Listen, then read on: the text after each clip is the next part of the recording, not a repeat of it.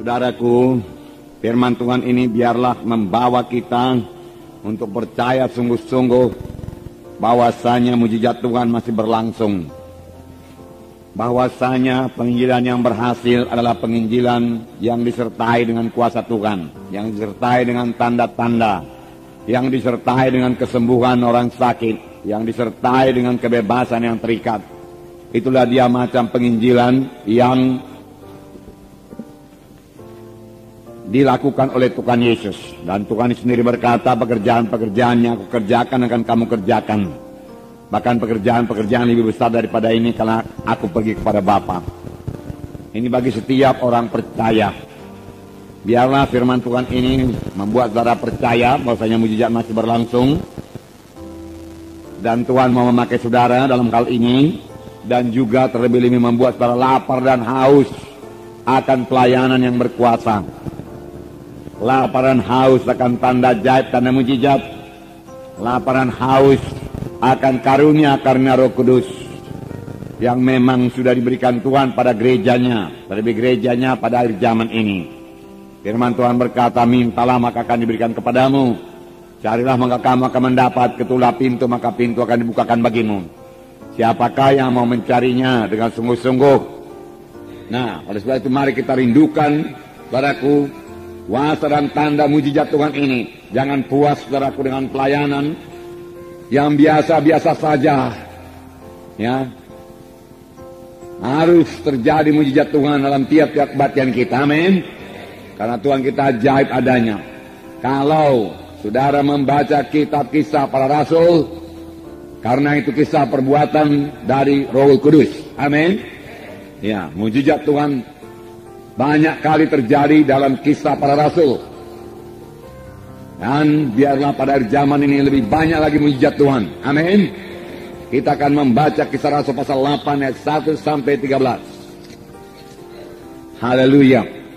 Jadi Simon yang tukang sihir ini juga takjub melihat tanda-tanda dan mujizat-mujizat besar. Tanda-tanda yang besar. Mujizat-mujizat yang besar terjadi.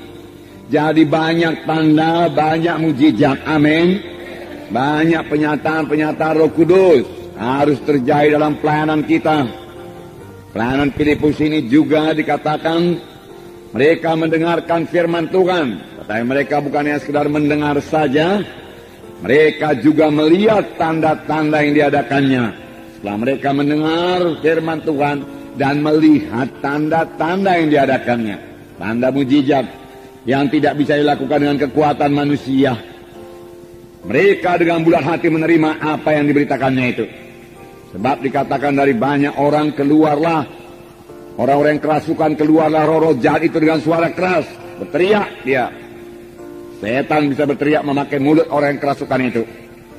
Dan banyak orang lumpuh dan banyak orang timpang. Bukan sedikit, banyak.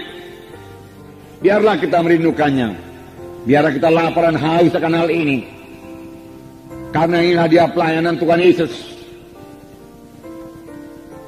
Dan Tuhan Yesus berkata, pekerjaan yang aku kerjakan akan kamu kerjakan. Sidang akhir zaman ini yang mengerjakannya. Sebab tanda orang percaya, mereka itu akan meletakkan tangan atas orang sakit, lalu orang itu akan sembuh. Dan mereka itu akan mengusirkan setan dalam nama Yesus. Dan setan bisa tunduk dalam nama Yesus.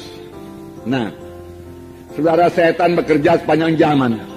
Dalam pelajaran-pelajaran kita yang lalu kita telah melihat bahwasanya setan berusaha menghancurkan gereja pertama. Setan tidak peduli walaupun gereja itu masih sangat muda.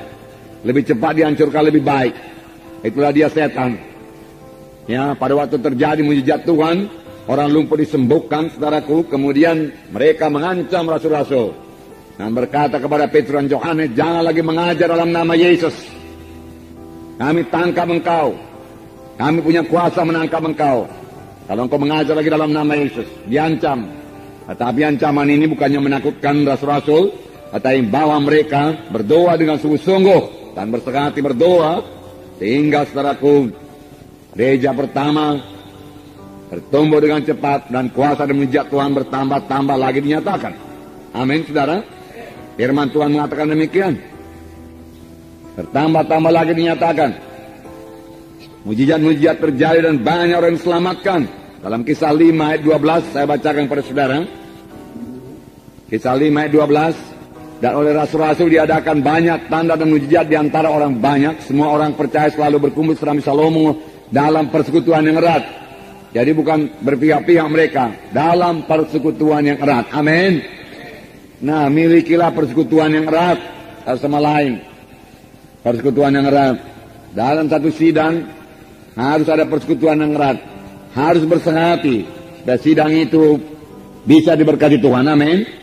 Rumah tangga yang bersehati adalah rumah tangga yang diberkati Tuhan. Amin. Ayat 14. Dan makin lama makin bertambahlah jumlah orang yang percaya kepada Tuhan, baik laki-laki maupun perempuan. Nah, langkah baiknya ini, ya. Bahkan mereka membawa orang-orang sakit keluar ke jalan raya dan membaringkannya di atas balai-balai dan tilang, supaya apabila Petrus lewat, setidak-tidaknya bayangannya mengenai salah seorang dari mereka. Jadi karena tidak sempat lagi meletakkan tangan, bayangan Petrus saja menyembuhkan. Bukan bayangan Petrus menyembuhkan, kuasa Tuhan menyembuhkan. Karena mereka punya iman pada Tuhan. Amin. Dan bayangan Petrus itu hanya sebagai point of contact saja. Ya.